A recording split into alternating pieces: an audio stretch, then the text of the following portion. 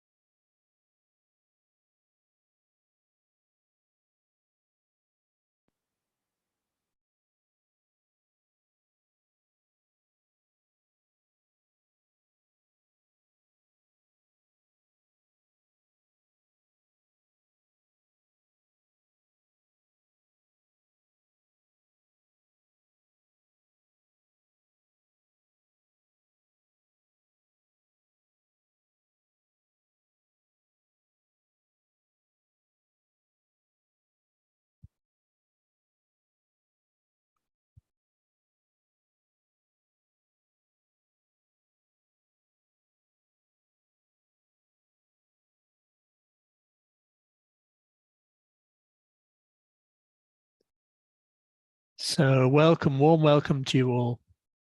Our facilitator tonight is probably known to most of you.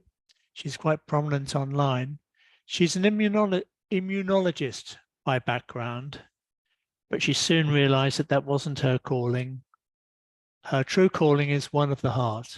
And in that true calling, she has joined NAMAH as an editor and a very frequent contributor of articles, very incisive and sincere articles she writes as well. And her online presentations are very, very powerful as well. Dynamic speaker and a very sincere and direct approach to a truer way of living. She's gone through adversity in life, and that's obviously given her more strength. She's gone through cancer, and she's gone through many other adversities, and to be the being that she is today, which is a very, very sincere and sincere sadhak. So the subject of her presentation tonight is purification, why and how. So a very succinct title. So expect a very incisive and direct approach to this subject this evening. Looking forward to the session. Over to you, Monica. Thank you so much. And thank you everyone for joining today. So I thought this is the second week of sessions today on purification. And I don't know really what additional I can add. I think we all really know too much, don't we? We read a lot and we are verse and still read Mother's and Aurobindo's words. We are actively working on ourselves, all of us, most of us, aspiring to be more and more pure. So actually, I was at fail that what can I really truly offer? So I thought maybe we can start first by sharing reflections, if everyone or most of us can share. The question is, why the need to talk about or to reflect upon topic of purification. And that should be very individual, like why do I personally need to talk about or reflect about purification. So if one by one all of us can maybe share their own individual perspective why we are here attending these sessions. All of us have, most of us must have paid money to be here. So why? That's the question. Because we don't just turn up for any session. We are here because there is something going on. And it would be nice to know that something. So if one by one all of us can share their own responses, individual responses, it would be nice.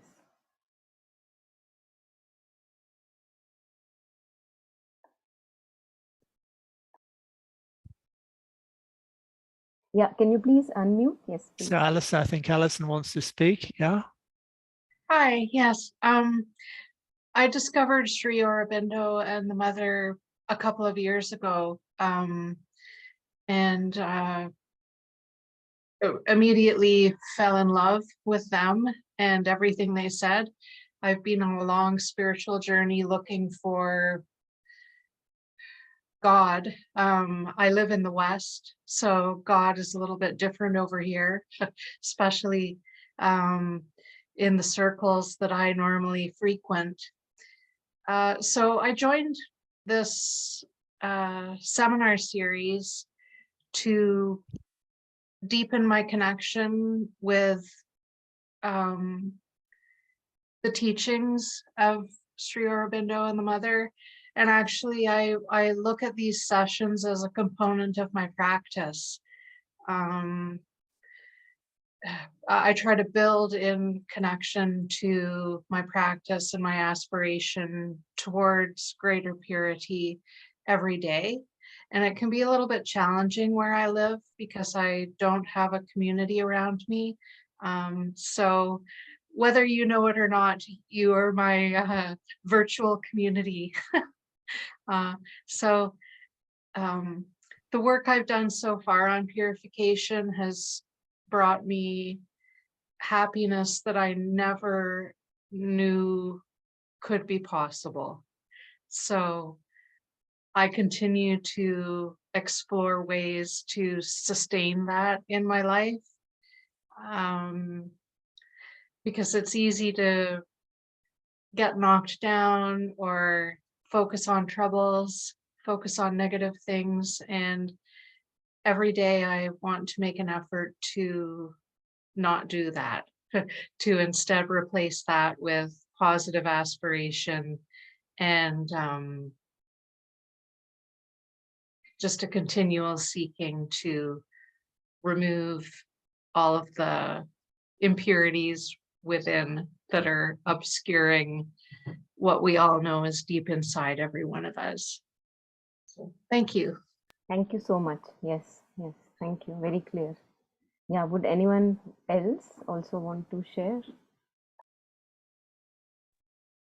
I can share. So I was fortunate to have Mother and Sri Aurobindo in my life right from birth, with a center of Sri Aurobindo study circle being there at my residence in IIT Delhi campus. And my aspiration is silence, which is sustained of the mind. So having had from a very early age certain experiences, and then conscious effort, other experiences, just a living inner presence of silence and ananda is the aspiration. And the images of, it's like a distortion-free mirror which you have to constantly clean as a starting point. So that's why I'm here, and it's an ongoing process. Just like we have a bath every day, we keep cleaning. Thank you. Beautiful. Yeah, thank you. Yes. Yeah, anyone else? Next.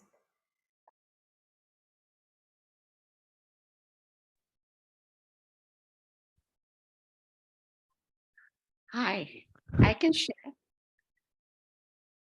I live in Greenville in South Carolina and associated with La Grasse.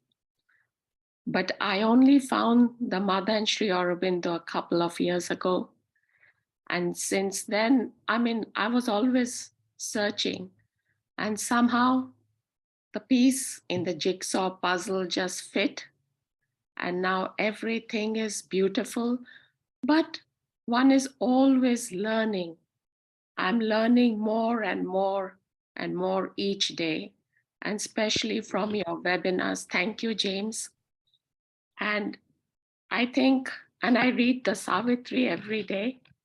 So I just feel for me, it's constant learning and opening myself to Mother. And that is my journey, and I hope that will stay always. So thank you so much. Thank you. Yeah, thank you for sharing. Yes. Yeah. I'll go. Yes. Yes, Sanitri, please. So Sunday evening, I was on an airplane. We got rerouted due to terrible weather and landed in Greenville. Spent an hour or so on the ground. And as I'm looking around, I'm like, okay, this Leela, what's going on? Trying to maintain the attitude of happiness, looking at the magnolias all over in abundance. So now I can feel more of why. Life constantly, at least for me, has these challenges, and they're as if they're packets, almost like packets of data, but small packets or larger packets. And going through this class and all of the classes, actually, it almost seems in real time to provide me more understanding of dealing with whatever is dealt to me. On another note, I'd like to say that being in the West, I was raised with a foundation of religion and faith, or however we want to word it, with Jesus and Mary. And so I felt like this is just a continuum, including everything in it and giving more definition as to how to lead a better life. But it's also challenging in the workplace, especially on the outside as a woman, because I deal in a male-dominated field, extremely male-dominated. When you're talking my age group, it's getting better for women in their 20s, 30s, 40s. So it's a purification for myself of how I deal with that situation, and just accept it inside, and whatever tools were given, even the exercise that we learned yesterday, the small meditation, that's very liberating too. So the purification seems to be a process of liberation and of service. So that's all. Thank you. Yeah, thank you. Yes. Yes. Anyone else would like to share why are we here? So we are just sharing why are we here today. Yes, Maha, please. Yes, hi, namaste. I'm kind of new to the spiritual path and altogether, like 5 years ago, 6 years ago. But my first, what drove me to this path is just knowing the truth, what's beyond our life, what's the invisible. But then very quickly, I was brought to Sri Aurobindo and Mother, and fascinated. And now I discovered that we have the capacity to participate in divinizing or solving the problems that seems endless. So now this is a new path also. And this is only can be done when we purify our instrument.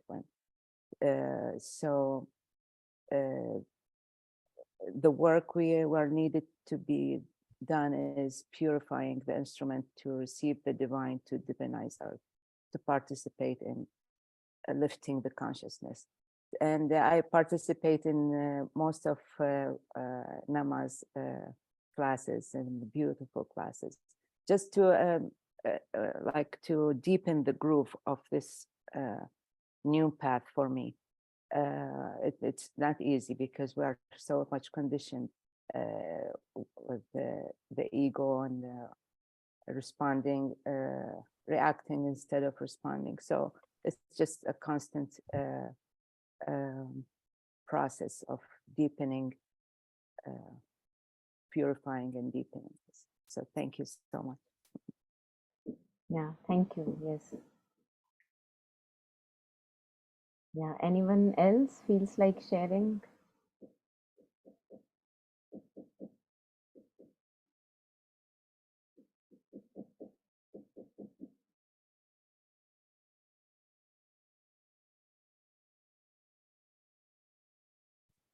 Okay. I'm assuming maybe nobody more at the moment. So thank you all of you to share. And I think we can see that there is this one thing which is common in all the sharing is this seeking. Seeking towards more and more cleanliness, one can say, purity, truth, light, and lesser we want disharmony, discord, chaos in our lives, no? So that's the seeking that all of us have. We can't, it's a kind of a thirst that is given to us, which kind of takes us, also propels towards the right journey. And what in us seeks the true. And as I shared in the beginning, that there is nothing new that I'm going to add. It's all Mother's and Sri Aurobindo's words that we are just going to repeat for ourselves, reiterate.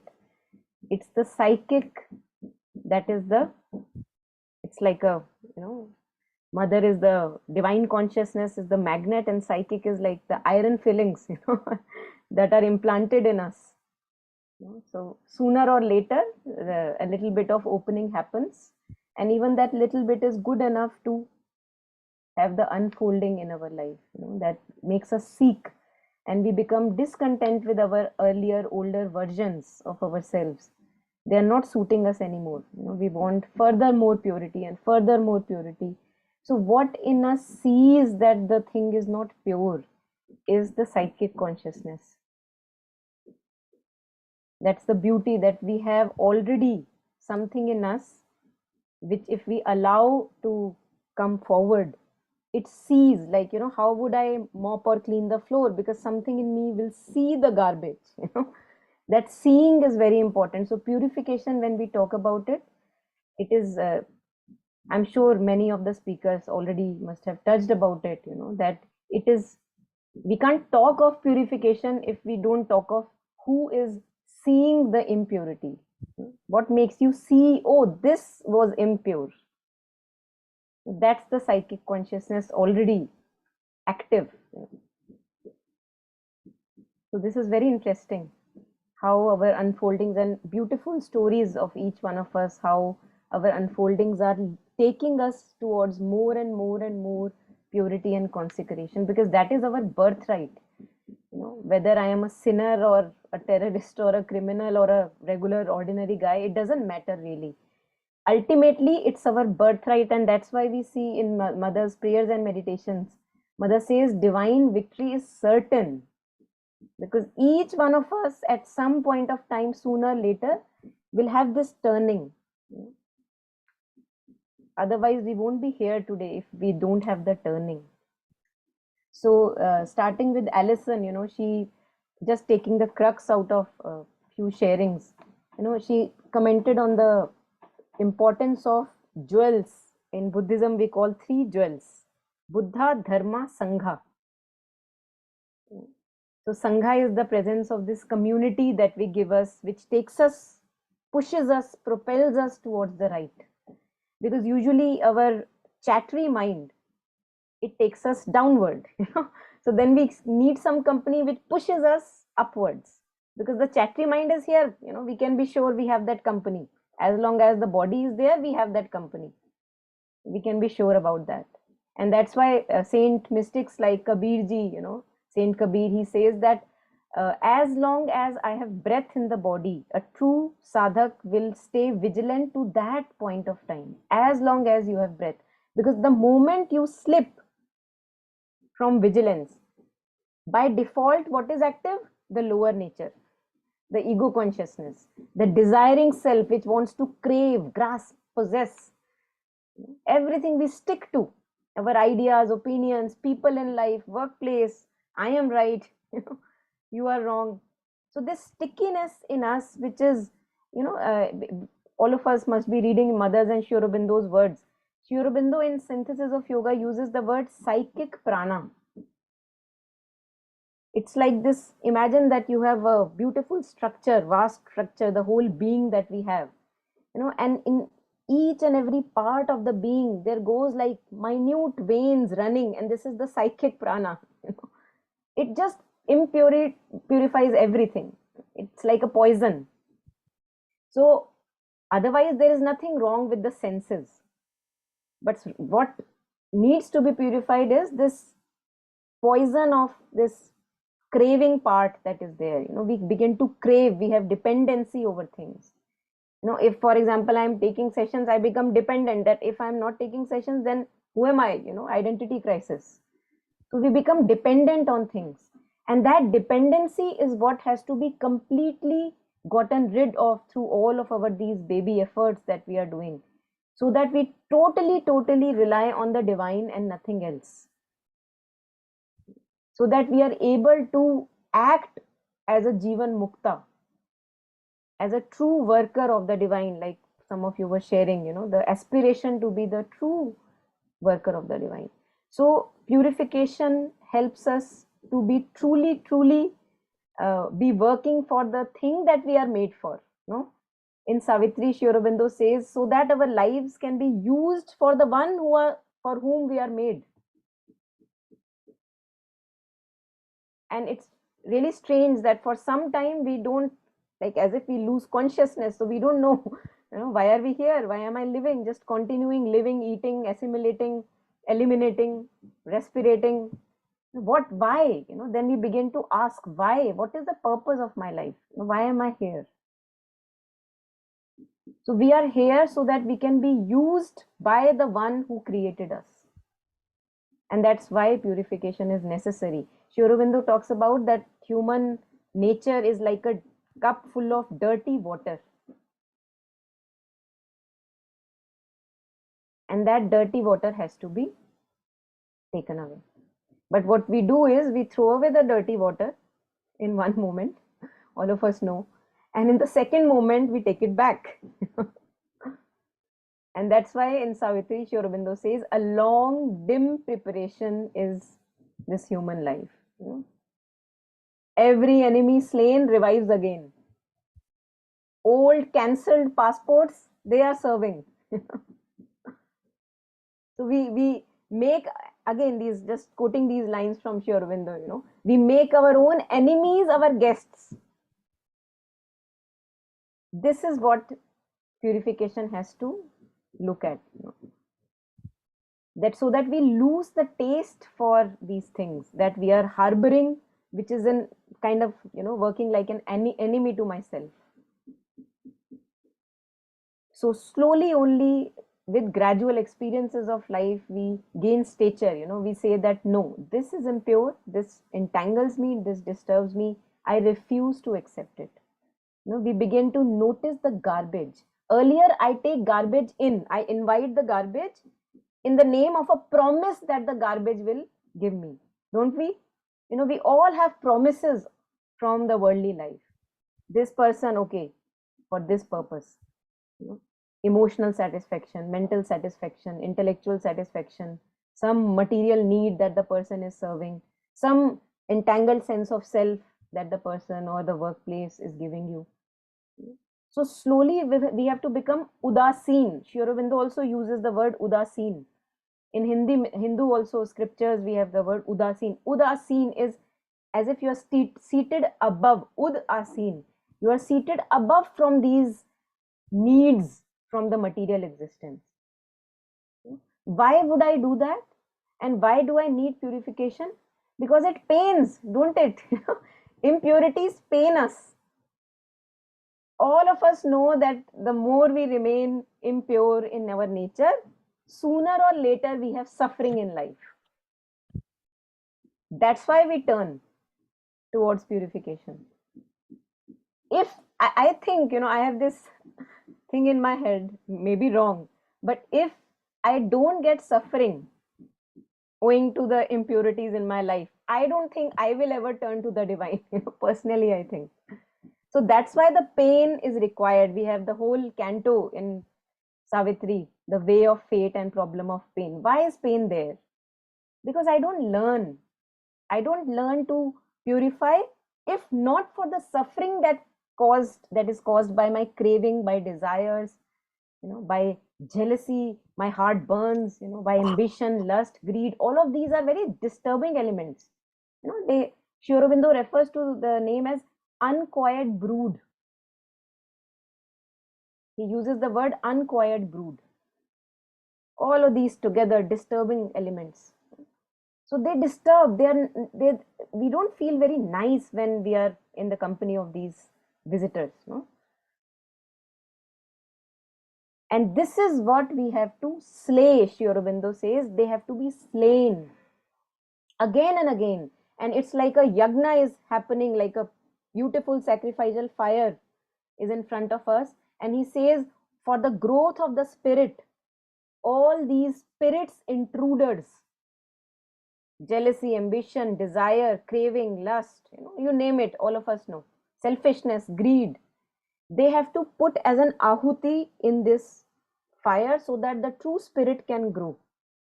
But for a long time, we make of these unquiet brood our own guests. So that is what we have to stop doing. That is why we are enjoying whatever sessions or readings that we are doing, because they help us notice that, oh, here I entertained the guest who was actually an enemy. Why? Because of course I had the impurity. I still had some promise coming from that cherished visitor. No? It is, if not from the promises, I would not be really swayed. But we have all promises which are coming from the material realms. Oh, this thing will give me that. Oh, that thing will. So for our contentment, if we depend, for our joy, for our peace and bliss, all of that we crave in our life, if we depend upon material happenings, we are bound to be disappointed sooner or later, no? And that is why I will turn to the divine, because I see through my life happenings that no, this is not happening. Something is wrong, something is wrong. No? And still it takes a long time that I truly only rely on the divine, because we slip. Why do we slip? Because there are grooves. We all know what a groove is. It's like a pattern, like train tracks. So when train is running, it is running on these tracks and it is fitting on those grooves. So because we have walked on these paths again and again in the years of our life, the grooves are made. For a very good example is, like a forest. If there is a forest and if there is a way that you take every morning, what happens after some time? The grass begins to go off on that path and you have a clear path. So this is what we have done. These are our older patterns. But now we see that they are not serving anymore. They are bringing pain. They are bringing misery. I don't want this anymore in my life. So what do we have to do? We have to walk a new path, which now is full of grass, weed. And every time I have a choice, somebody was talking of choice, no? So you're standing on here, you have two paths, which way to go, the one that conceals the Godhead, as Sri Aurobindo says, or the one that liberates the Godhead. Sri Aurobindo talks about, when he talks about the meaning of the word Arya, who is an Arya? An Arya is the one who always tries to make the highest possible choice. So it's a lot of effort. Very easy is to go down the path which conceals the Godhead, which I have done for a long time. It's easy. The groove is set. But the personal effort is required where the groove is not set, where I have to find a new way through this new, the grown up grass. But what happens, it's again like a habit. We have to change our habits. The more I take that path, what happens? The older path begins to have more grass, the groove begins to dissolve, and the newer path begins to actually have a clear path now because of my constant walking on it. So this is how we have to change our nature. We have to change the taste that we have for lower things.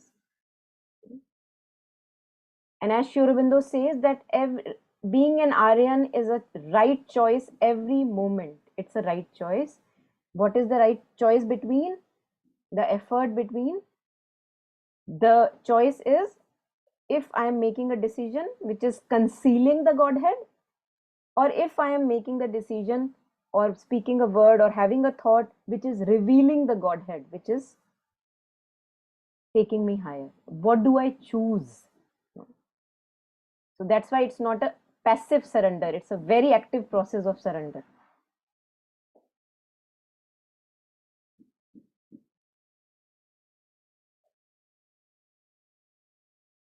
So we make this choice, we are feeling, say for example, empty. At times, it happens when in Letters on Yoga part 3, there is a chapter on emptiness, blankness, voidness. What happens when you clean all the rubbish off? It is empty. So many a times in our life, when we are not used to be with this emptiness, we begin to feel that, oh, is something wrong with me? Why am I feeling so dull, empty? So Sri Aurobindo says that this is what we have to go through, because emptiness is a prerequisite for the new to come. It's like the cup of dirty water. You have thrown away the dirty water. Now, because it is empty, you think that, oh, it's empty, let me fill it up with something. So you fill it up again, but it's again dirty. So you have to stay empty with that cup and wait for the true things to come and take place. So we have to become friends with emptiness. We don't have to run away from emptiness. Emptiness is a very, very important phase in life which will come. So those of us who would like to read or maybe have read, Letters on Yoga part 3, blankness, emptiness, void, where sadhaks are asking Sri Aurobindo that, is this okay, what I am feeling? So being with that emptiness is beautiful, because you have now chosen not to fill yourself up with garbage anymore. So you are very happy to be empty. What Anilji was sharing in the beginning, to more stabilize that emptiness, stillness, silence, because it is pregnant with potentiality. From that space of pregnant, empty potential, all the creative things come later. But we have to give it stability. Because of our older patterns, what happens at times is that we are not able to be very stable with that emptiness and stillness. We begin to fill it up with the lower nature again, the older patterns. Oh, let me call a friend, who I used to call, just to fill up that emptiness. Let me see a Netflix or a YouTube, which is so easily available nowadays.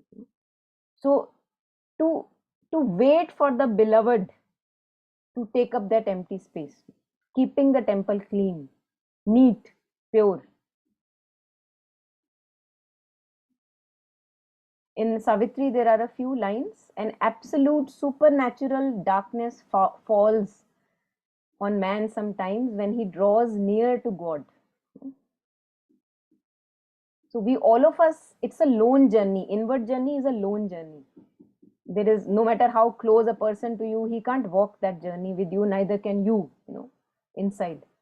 So when you are approaching the true, and the older is shed, the new has not fully come. This is why, the disturbance.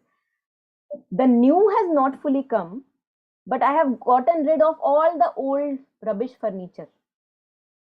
So there is a phase of emptiness that we have to go through. So I'll just take a pause here and maybe take reflections, and give me a moment, I'll be back.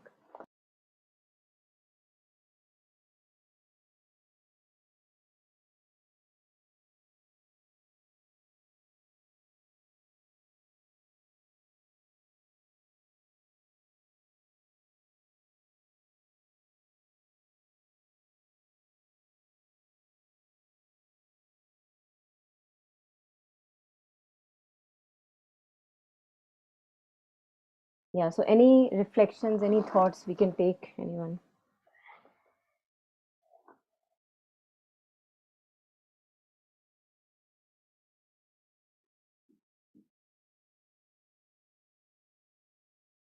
Actually, I really appreciate you saying that about the emptiness, because it so much resonates with what I'm feeling now. And sometimes it is another kind of suffering. Am I doing the right thing? Am I doing enough?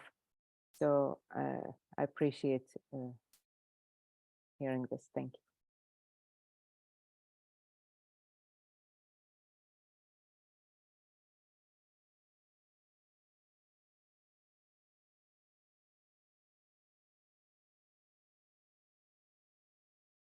If not anything at this moment, we'll just read a few lines. I've just made it into a document, not really slides. So we'll just go through a little bit again, Mother's and Sri Aurobindo's words. So in Synthesis of Yoga, Sri Aurobindo talks about that what I was sharing, it is these that have to be slain. It is not oneself, but the band of spirit's inner enemies that we have to discourage, expel, slay upon the altar of the growth of the spirit.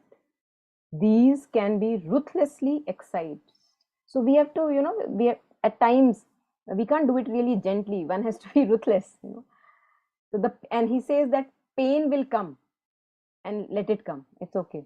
So these can be ruthlessly excised, whose names are desire, wrath, inequality, greed, attachment to outward pleasures and pains, the cohort of usurping demons that are the cause of the soul's errors and sufferings.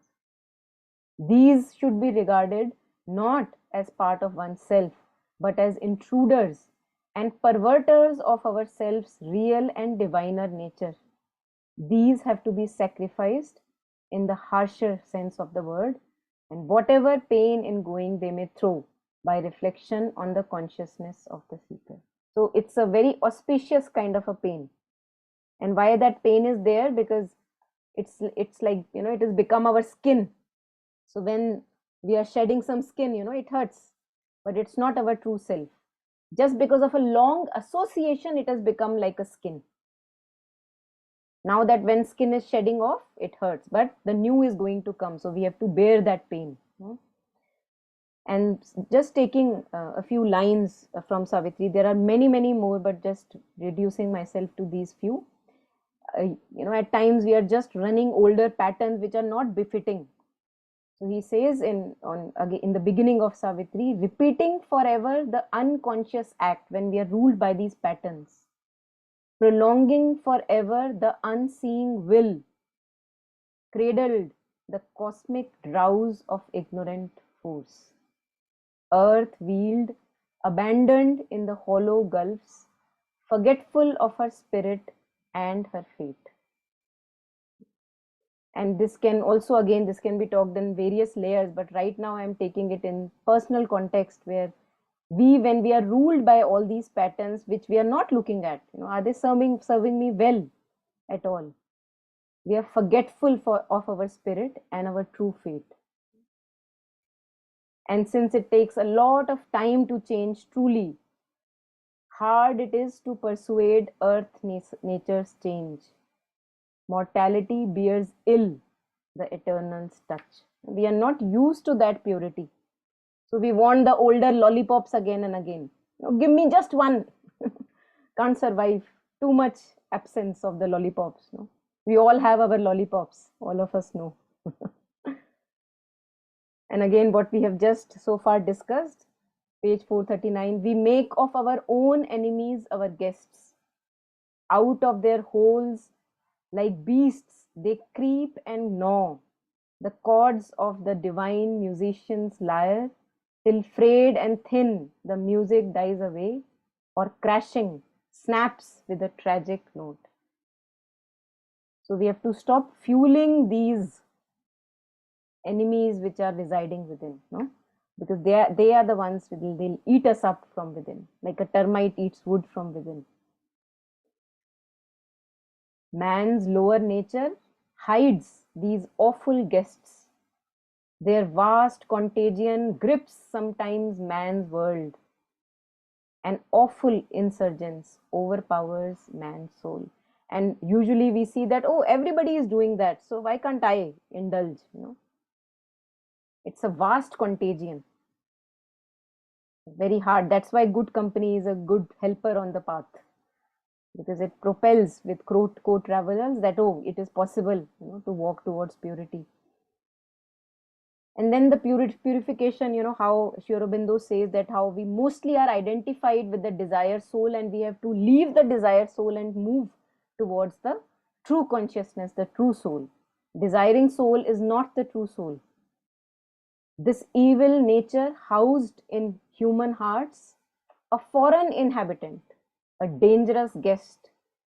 The soul that harbors it, it can dislodge, expel the householder, possess the house. So what it does is, ego consciousness or the desire self, whatever the landlord who has given it space, it expels it from the house. It becomes its own landlord. So the soul that harbors it, it can dislodge, expel the householder, possess the house. This is how our ego consciousness possesses each of the instruments which now we were talking of purifying, and taking it away from the grip of ego consciousness. The mind, the thoughts, the feelings, the body. And here Sri Aurobindo talks about how in absence of vigilance, we allow the enemies within, unstudied by the guardian of the doors. As if there is no guard sitting on the fence, and the land is open to intruders. Unstudied by the guardian of the doors and passed by a blind instinctive memory. Why? Because, oh, I used to do that, I can do that again. Blind instinctive memory, older patterns. The old gang dismissed, old cancelled passports serve. So nobody is there to check, oh my God, I have rejected you so many times. Nobody is there to check. The old cancelled passports, they are serving, because there is no guard over there. Nothing is wholly dead that once had lived. In dim tunnels of the world's being and in ours, the old rejected nature still survives. So that's why vigilance. That's why never to say that, oh, I have overcome anger. Now never can the anger, take me away. Because you can never say never. We don't know what is the next moment. The old rejected nature still survives. So vigilance is important. Corpses of its slain thoughts raise their heads. We thought that, oh, this thought I had rejected. It will come up, it will show up in your dream or somewhere it will come up. Not fully gone. The corpses of its slain thoughts raise their heads and visit mind's nocturnal walks in sleep. Its stifled impulses breathe and move and rise. All keeps a phantom immortality. And that's why vigilance to the last breath of the body. We can never say, I have done sadhana for 50 years, 60 years, so now you can sit back and bask. Vigilance is forever required. Irresistible are nature's consequences. The seeds of sins renounced sprout from hid soil. The evil cast from our hearts once more we face. Our dead selves come to slay our living soul. Beautiful, no? Line. Our dead selves come to slay our living soul.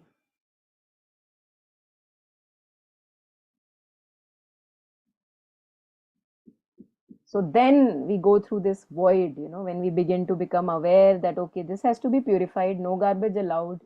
And this is what I was sharing. An absolute supernatural darkness falls on man sometimes when he draws near to God. An hour arrives when fail all nature's means, forced out from the protecting ignorance and flung back on his naked primal need, he at length must cast from him his surface soul, the desire soul that we were talking. and be the ungarbed entity within. So two movements Sri Aurobindo talks of, or most of us may be aware, the inward movement and the upward movement. The inward movement is finding Mother's presence within, in the depths of our hearts, making it more concrete every day. As concrete as, for example, I have a watch in this hand, it's concrete for me. I can touch and sense. So we have to make it more concrete. And the upward movement. Again, there comes a line, two lines in Savitri, a silence overhead, an inner voice, and a living image seated in the heart. Two movements, upward movement, stabilizing above the head, a few inches above the head. Sri Aurobindo talks about, again, those of us interested, letters on yoga, part 3. And deeply in the depth of the being, you have the psychic presence.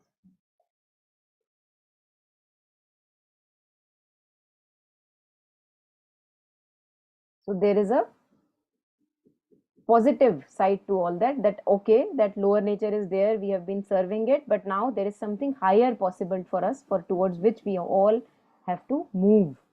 But for such a vast spiritual change to be out of the mystic cavern in man's heart, the heavenly psyche must put off her veil and step into common nature's crowded rooms.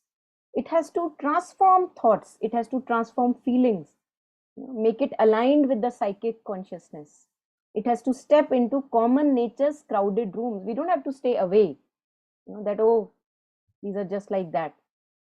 And stand uncovered in that nature's front. So he's asking us to go there and check, supervise. Is all in alignment with the psychic? Okay, yes. And rule its thoughts and fill the body and life. Obedient to a high command, she sat. This comes when, in the search for parable for the soul, Savitri is sitting. Obedient to a high command, she sat. Time, life, and death were passing incidents. Every little happening, we give so much importance, not really distracting ourselves too much. Obstructing with their transient view her sight that must break through and liberate the God imprisoned in the visionless mortal man. The inferior nature born into ignorance still took too large a place. It veiled herself. So when we were talking of purification, this is what that has to be cleared and mopped away. The inferior nature, ruthlessly excised. The inferior nature born into ignorance still took too large a place, not to entertain these things again and again every day, and must be pushed aside to find her soul. He could have said entertained, but he didn't say that. He said pushed aside. It has to be pushed aside because it's not the true us.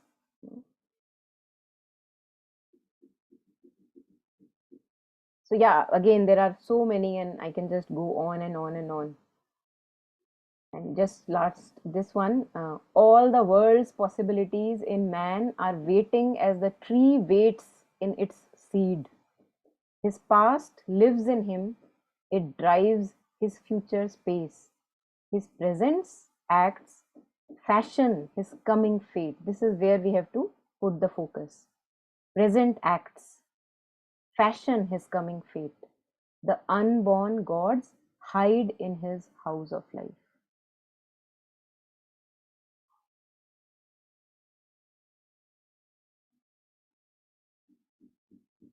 So just, I think before we end, I'd like to take some reflections and thoughts towards the end. Yeah, acha. So Sharda ji has asked something, how to make the mother's presence concrete. Yeah, would anyone want to share anything on it?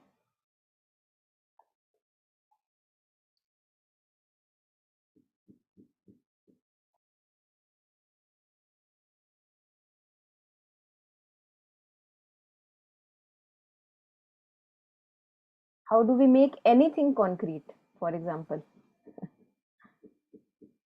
How do I make, say, for example, this bottle concrete? Because if it breaks, I cry. So I make it concrete for me. No? If I get it, I become happy. No, that's how we make it concrete. So we have to just do that with the mother's presence. Yes, love the mother. Yes.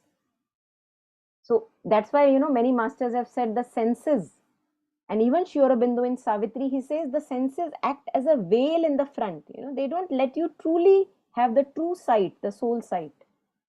Because for me, mother is in my heart, but she's not as concrete as the bottle, isn't she? No, she's not. Why? Because the senses tell me, see, the bottle is there, I can touch it. It sounds.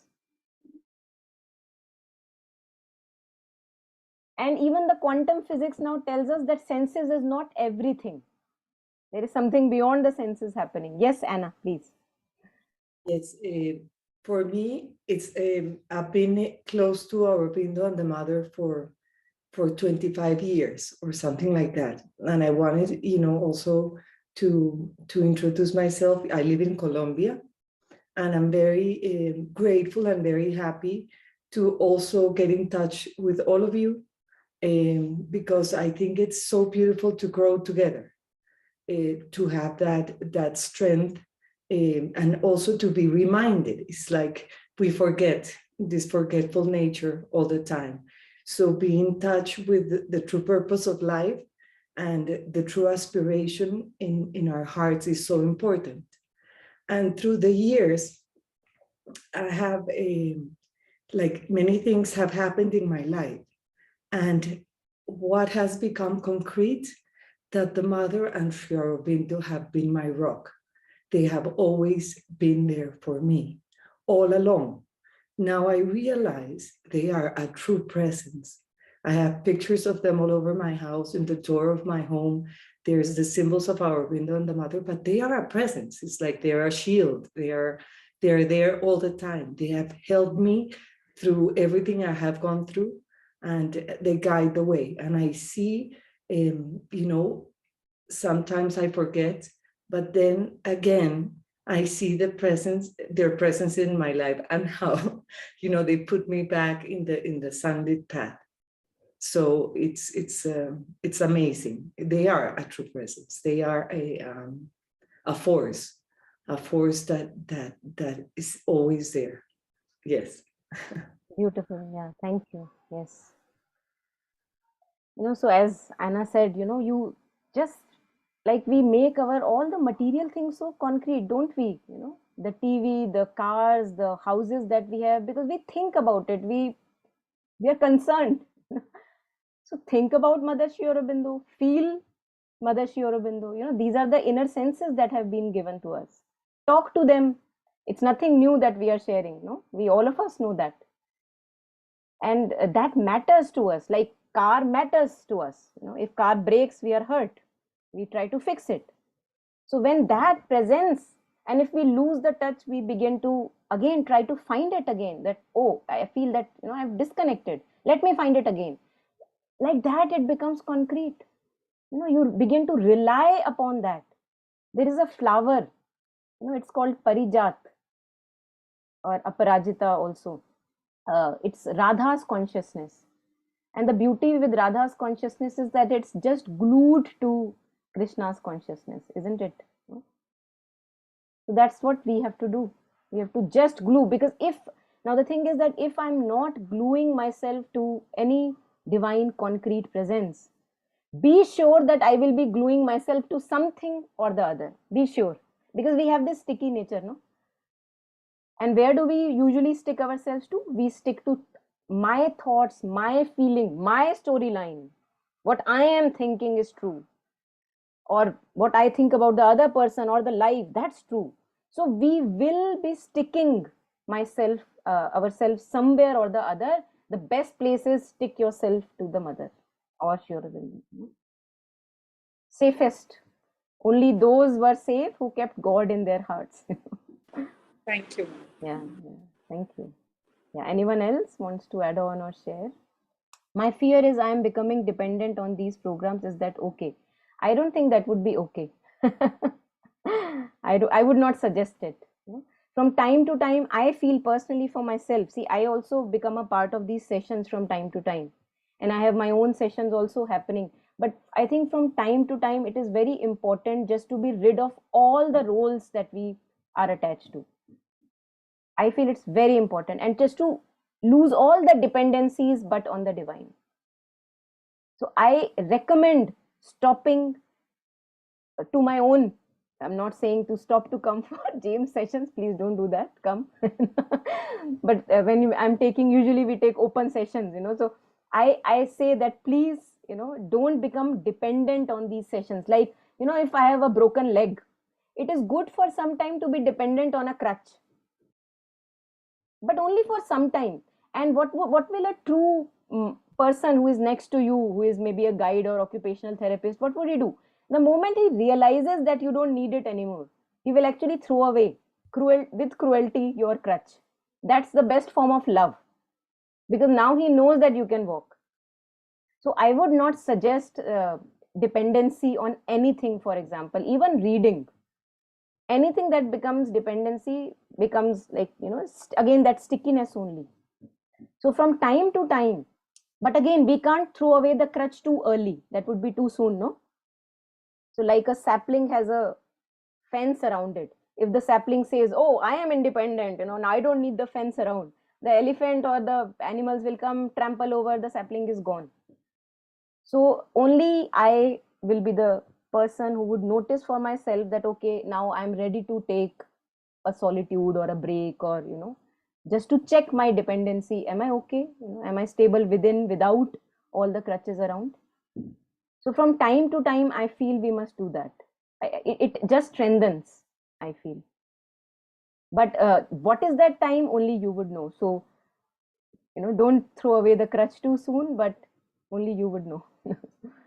Yeah.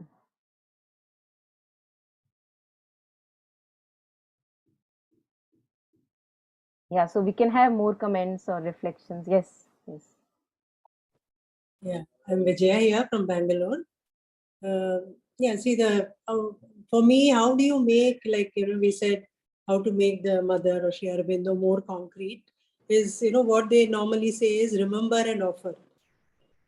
So that is what, I've been doing. I got into touch with Sri Mother's and Aurobindo's teachings almost 10 years back. I was in Pondicherry for almost 1 week, attending a course there, and that is how I got introduced to their works. And yes, but sometimes we forget in our day-to-day work, we tend to forget, to remember and offer. But again, that awareness is there, what is it? Why am I getting back, like you said, into my same old routine? And, when I'm there for a new, change waiting to happen. So that is when again that, remember and offer comes into mind. And, every day, if you can do that. And I feel that the grace, when you do that, the grace is always there. That I've noticed and I've seen in my life also, that when you remember and offer that, so in that case, you are not carrying everything. You know that, yes, there is somebody higher up who is guiding us. So that is what my journey has been. Yeah, beautiful. Yeah, thank you. Yes. And also, I think all of us maybe, because I feel at times that the kind of lifestyles we have, I feel that we have too much time at hand. So it becomes very easy for the older patterns to just keep running because there is just too much time, just too much time. And we are, all of us here today, we are not truly those yogis who can make true good use of their time. For example, meditate, stabilize their consciousness, attain yogic consciousness. We don't do that, right?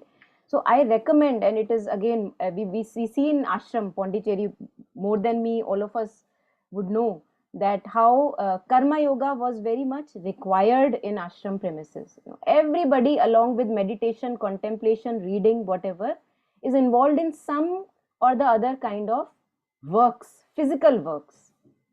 Nowadays, because of too much intellectual, philosophization, that has become a little low in our life. Maybe a little, not little is a maybe too low, I can say. So I feel that to offer our services all of us, wherever we are, in whatever capacity, for towards the work, true good work, we must offer. We must physically offer our time and presence. And through karma yoga, then we get to know further that, oh, I thought my anger is conquered, but see, it is still there. No? So, and not only just families in which we live, because that's too little a horizon.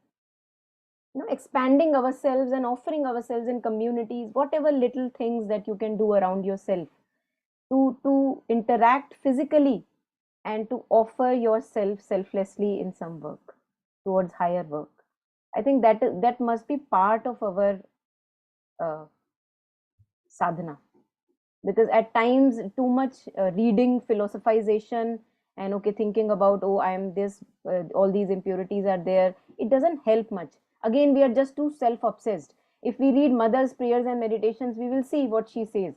You know, she says, oh, please teach all these members of my being self-forgetfulness, self-abnegation, because too much focus takes us down. So when we are working physically towards maybe some working in some garden somewhere, whoever nature inclines with, whatever, we do that work. But it really, really is very helpful if we can offer ourselves physically, if possible, to some extent somewhere, because that really keeps us, we were all talking of remembering, and because we forget, it keeps us always connected. So yeah, I feel that part is a little too neglected in the mental world nowadays. And also nowadays, for example, we have Zoom online sessions. So I see that I have to actually push myself into work, some physical kind of engagement, because at times we just online sessions, taking too much online sessions, I feel that we begin to think something, but we are not there. So to be on ground, it is good to physically work somewhere and offer your time, skills, presence, abilities. And we all have all kinds of abilities.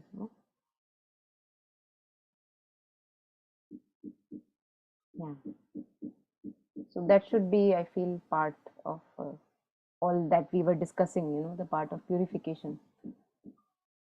Yeah, so one last thing that I maybe wanted to share with you, maybe read if there is 2 minutes, only 2 minutes it will take. So there is this very interesting hymn to Durga, some of us may know, by Aurobindo, and it tells, like it just invokes and ignites this Aryan spirit in us, and where he shares what actually needs to be purified. Where I just underlined a few lines. Mother, destroy our smallness, our selfishness, our fear. Slay with thy pitiless cry, not to ask that, oh, mother, have pity on me. Slay with thy pitiless cry the enemies who dwell within us. May none remain alive there, not one. May we become pure and spotless. This is our prayer. May we no longer desire the small. So we were talking of losing the taste for older stuff. May we no longer desire the small, void of energy, given to laziness, stricken with fear. All these are impurities which needs to be excised. Come, revealer of the hero path. So again, this is a whole prayer and hymn, but I have not taken it full. And just one last message that I want to leave us with. This is a darshan message, I think, of 6 January 1952, the inaugural day of Sri Aurobindo International University Center. Make of us the hero warriors we aspire to become. May we fight successfully the great battle. Now she talks about what is the battle. Battle of the future that is to be born, against the past that seeks to endure. So the past that is not leaving us, sticking to us like anything, and the future that is waiting to be born. The future that is to be born against the past that seeks to endure, so that the new things may manifest and we may be ready to receive them. So maybe we all have our own prayers, but it can be pasted on the wall and again as a remembrance, and there's something wrong with the lamp today. Yeah. Anyway, so yeah, that's where I end. If there are any last comments, we can take.